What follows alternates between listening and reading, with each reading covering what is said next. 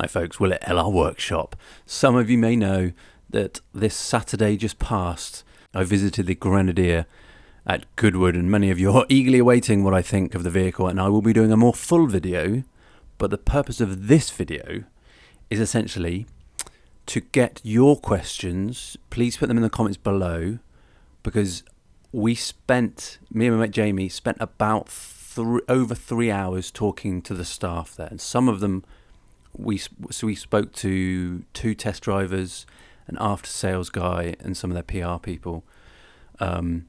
We heard a lot. We asked a lot of questions, and all credit to them. Honestly, all credit to them. They were trying to be as helpful as possible. They put up with us. They could have just wandered off and smarmed off and just gone to talk to other people, or moved off as people do with small talk. But they were trying to answer our questions, and I was asking quite technical questions. My mate Jamie went for the jugular. He absolutely went for the jugular, to the extent that he's getting an email sent to him with more specifications because he wants to know that's how much they wanted to answer our questions.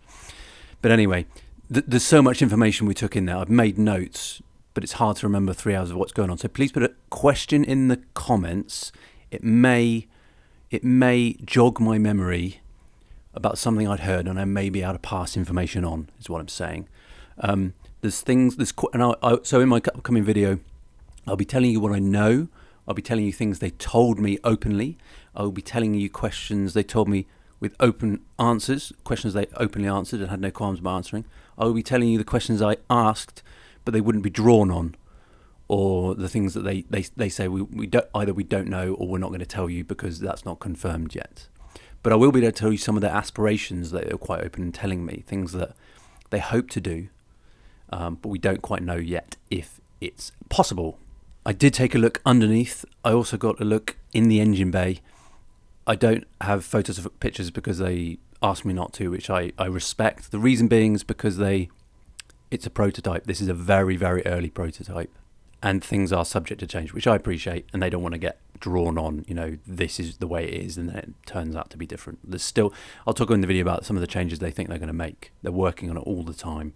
But essentially, I was very, very lucky to get a look under the bonnet, because they weren't doing that. Other people asked and they got told no. We managed to convince them to open the bonnet, so we had a look in there, but I'm not really going to be able to say anything specific. They were very cagey in the bonnet. They were very, very on edge and nervous. They were trying to block out the view of other people when the bonnet was open and we were looking at it.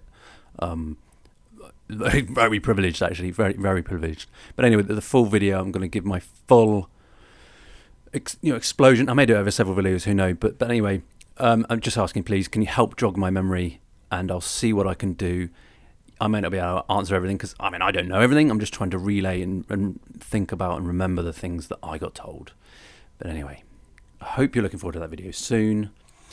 In summation, though, if you want my first impressions, this thing is epic. It is unlike anything we have seen in the British market, if it stays the way it is at the moment. It is modern, and not modern in a bad way, modern in a good way. And I say that as a troglodyte, Luddite that likes mechanical engines. It is, I'm gonna have to wait, but it is more than you think it is. Once you get underneath, it is more than you think it is. Anyway, I'm going to leave it there. Thanks for watching. Leave a comment below. Bye for now.